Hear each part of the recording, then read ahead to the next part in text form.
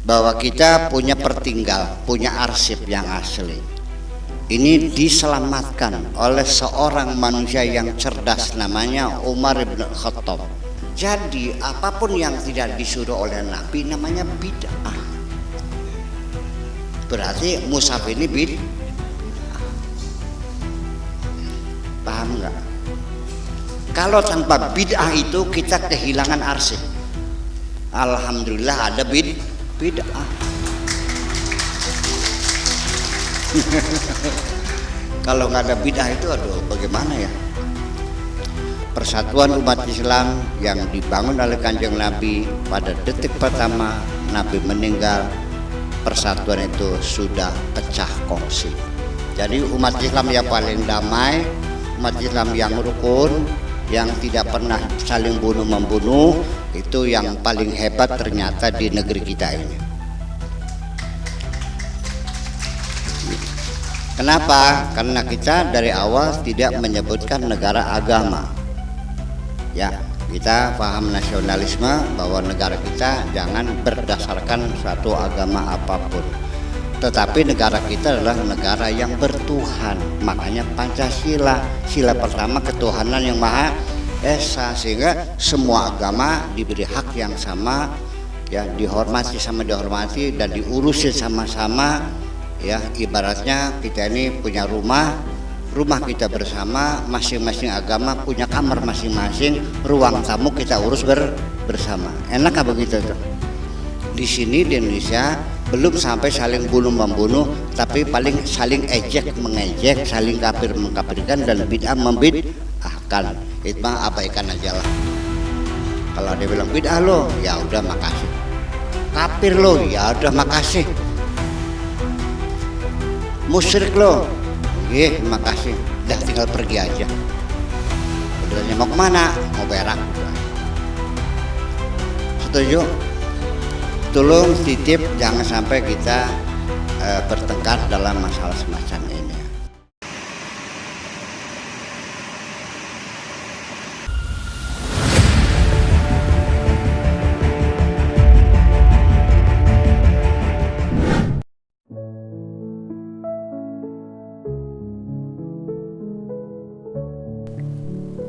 Assalamualaikum warahmatullahi wabarakatuh. Salam sejahtera untuk kita semua.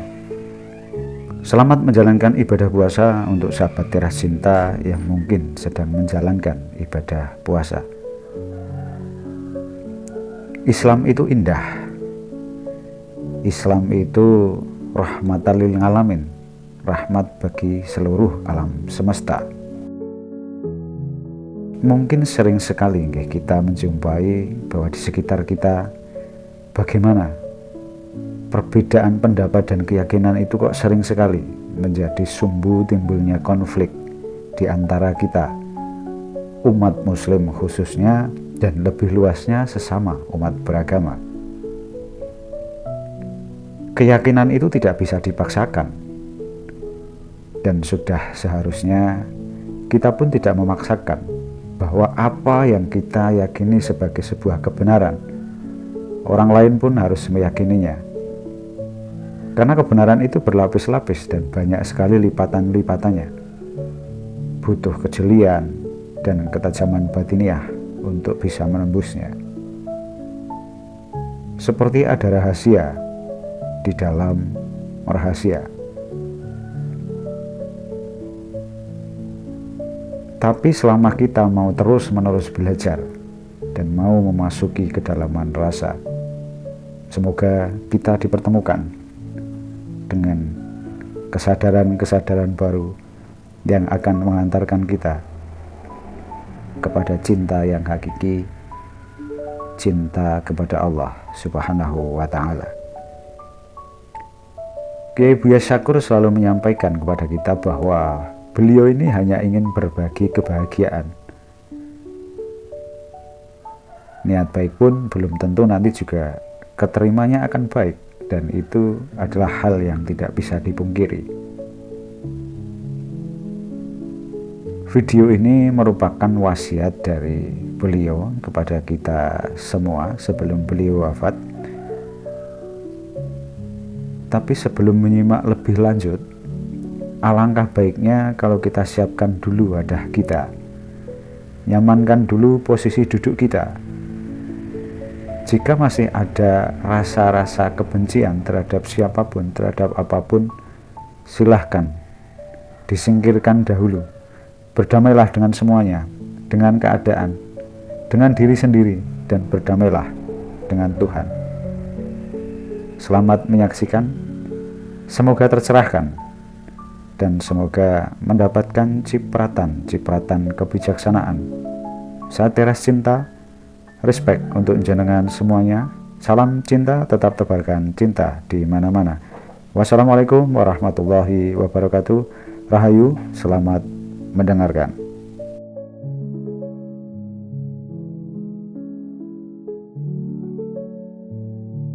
Kita juga bersyukur kepada Allah Subhanahu wa Ta'ala bahwa kita punya pertinggal, punya arsip yang asli.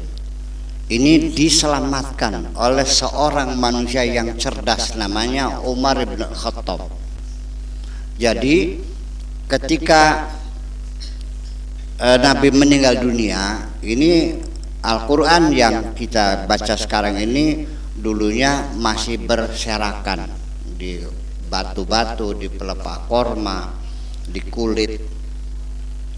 Nah, setelah Nabi meninggal dunia, ini terjadi peperangan, ya, perang saudara, konflik horizontal, karena persoalannya berebut khilafah. Khalifah itu artinya siapa yang meneruskan perjuangan setelah Nabi Muhammad. Jadi Sayyidina Ali kelompoknya mengklaim karena ini anak, ini menantu, ya khilafah ke anak. Tapi kelompoknya Abu Bakar mengatakan tidak. Terjadi persengketaan.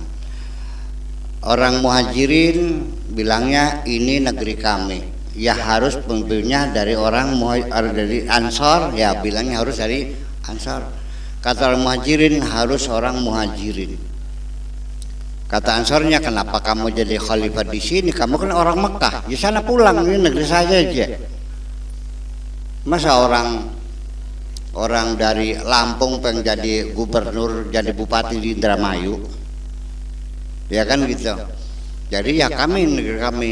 Kata orang Muhajirnya, ya kami lebih berhak jadi khalifah karena kami berjuang, yang babak belur, yang banyak korban, kami orang Muhajirin. Kamu maka bagian enaknya aja. Nah, akhirnya terpilihlah Abu Bakar, tetapi kan dituntut. Alasannya apa Abu Bakar?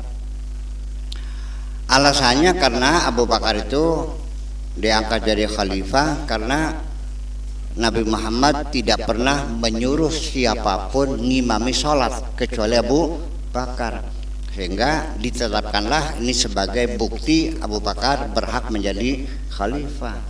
Kata orang Syiahnya, yang gak bisa dong, imam sholat dan imam masyarakatnya berbeda. Nah, orang Syiahnya juga punya hadis-hadis yang sangat banyak sekali yang menunjukkan bahwa yang berhak adalah Sayyidina Ali. Ana Madinatul Ilmi wa Aliyun abwabuha. Aku adalah kota ilmu dan pintunya adalah Ali. Banyak sekali hadisnya, nggak usah disebutin sekarang di sini, mungkin nggak habis nantinya. Tetapi itu bahwa sekali lagi bahwa persatuan umat Islam yang dibangun oleh Kanjeng Nabi pada detik pertama Nabi meninggal, persatuan itu sudah pecah kongsi. Dan sampai sekarang umat Islam saling bunuh-membunuh sampai sekarang. Yang belum terjadi itu di Indonesia.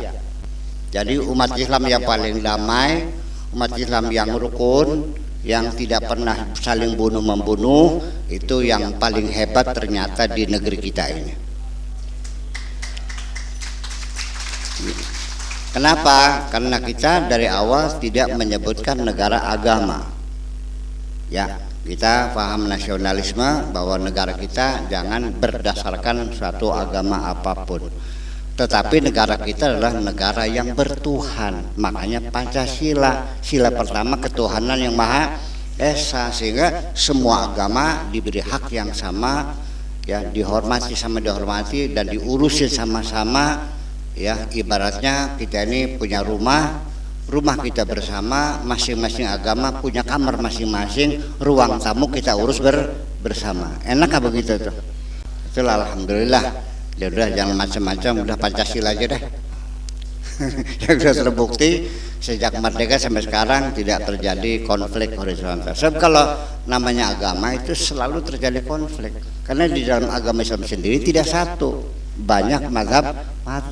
Yang satu dengan yang lain saling kafir mengkafirkan, saling bid'ah membid'ahkan.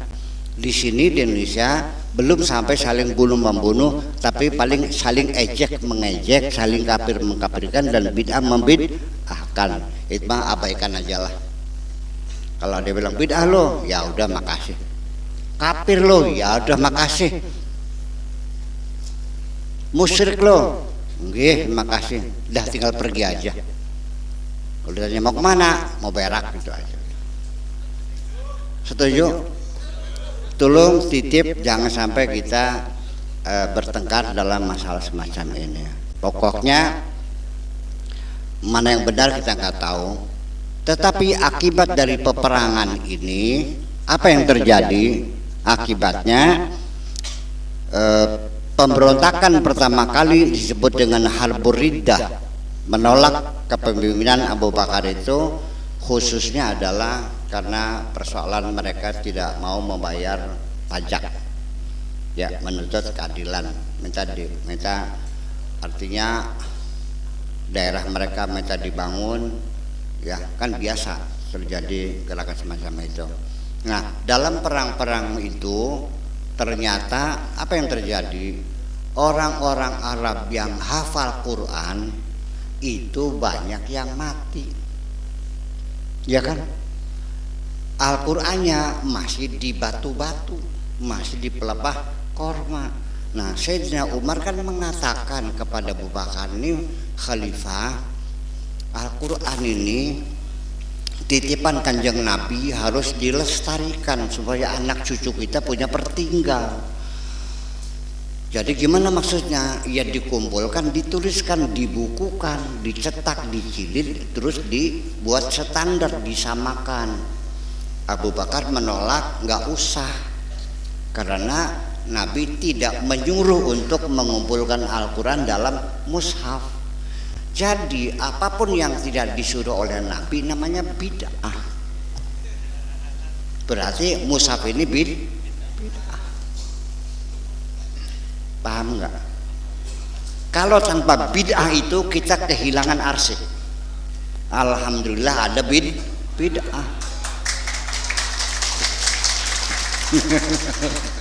Kalau nggak ada bid'ah itu, aduh bagaimana ya? Berulang kali mohon direstui, tetap ditolak lagi, terus ngeyel Abu Bakarnya sampai akhirnya menyetujui, tapi sambil ngosong. Ngerti ngosong? Ya udah silakan, tapi jangan pakai uang negara. Nah, uang pribadi. Oke, kebetulan ada orang dermawan namanya Sayyidina Utsman bin Affan. Oke, saya tanggung biaya semua, seperti itu. Nah, dari situlah maka ketika dikumpulkan, ya nggak bisa dibaca.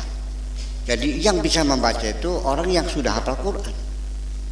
Ya karena tidak ada petunjuknya. Nah itulah makanya mulai dikasih titik, dikasih tanda ayat, ya kan, dikasih tanda waqaf, tanda alam alif, ada dengan qola, ada shola, ada sakta, ada sajdah. Itu adalah rambu-rambu supaya bacaan Quran kita benar. Saya kira itu prosesnya. Jadi yang kita baca sekarang ini itu Quran yang sudah disempurnakan berulang, alhamdulillah gitu. Nah, ya seperti itu. Oke, kita kembali lagi. Ini karena yang penting kita dapat pengetahuan tentang Al-Quran aja dulu ya. Ini basic info namanya juga. Al-Quran yang kita peringati ini adalah Al-Quran yang diturunkan. Jadi kalau yang menurunkan itu Allah, bahasa Arabnya anzala. Inna anzalnahu. Kalau anzala itu mesti yang melakukannya adalah Allah. Tapi kalau nazala yang melakukannya malaikat. Wa nazala bihi ruhul amin. Kalau nazala tanzil itu maknanya diturunkannya sedikit demi sedikit. Nah, jadi Lailatul Qadar itu adalah pada saat itu Allah menurunkan Al-Quran dari Lauhil Mahfuz ke Sama'id Dunya, atau disebut juga Baitul Izzah. Nggak tahu di mana, apakah di black hole-nya Bima Sakti atau di black hole-nya Omega Centauri, karena kita juga berjuta-juta galaksi yang kita ketahui baru 10. Nggak tahu di mana, wallahu alam, Allah yang tahu di mana letaknya itu. Ada lagi yang mengatakannya mawaqi'in nujum, seperti firman Allah mengatakan wala uqsimu bimawaqi'in nujum wa innahu laqasamun law ta'lamuna alim innahu qur'anun karim fi kitabim maknun la yamassuhu illal mutahharun. Nah, jadi mawaqi'in nujum itu tempat putaran galaksi-galaksi. Nah, di mana yang betul lah saya nggak tahu. Sampai sekarang juga kita nggak tahu ada berapa galaksi itu. Nah, setelah itu turun semua sekaligus daf'atan wahidatan. Tetapi kenapa tidak sekaligus? Nah, dari Baitul Izzah diturunkan ke bumi ini bertahap sesuai dengan situasi dan kondisi, sesuai dengan peristiwa-peristiwa yang dihadapi oleh Kanjeng Nabi Muhammad SAW. Saya ingin fokus di sini bahwa Al-Quran diturunkan sekaligus, itu anzala. Nah, begitu turunnya perlahan-lahan sedikit demi sedikit namanya nazzala. Wa nunazzilu minal Qur'ani, kemudian kami turunkan berulang-ulang. Ini artinya bahwa Al-Quran sengaja diturunkan bertahap itu. Wa kadzalika linusabbita bihi fuadaka, sengaja sedikit demi sedikit supaya Kanjeng Nabi bisa bertahan, bisa kokoh hatinya, sebab kalau sekaligus menjadi masalah. Jadi artinya gini, Nabi menghadapi satu masalah, turun Al-Quran, menghadapi situasi, turun Al-Quran terus gitu. Dari pertama kali yang turun itu adalah Iqra bismi rabbikal ladzi khalaq di gua Hira, dan yang terakhir itu adalah al-yawma akmaltu lakum dinakum wa atmamtu alaikum ni'mati wa raditu lakumul islam dina. Tetapi sampai sekarang saya tidak punya arsip atau catatan ataupun buku Al-Quran yang sesuai dengan turun ayat demi ayat, nggak ada. Nggak tahu kemana itu, atau mau waktu itu kemana, bayangkan ya susah. Andai kan itu ada, kita akan bisa menjawab banyak persoalan. Itu sayang sekali itu tidak ada. Ya mungkin waktu itu nggak kepikir barangkali ya, kumpulin semuanya dimusnahkan sampai kita tidak punya arsip. Itulah. Nah, yang ingin saya sampaikan bahwa peristiwa itu terjadi saja dulu, baru undang-undangnya diturunkan begini, terjadi dulu baru undang-undangnya begini.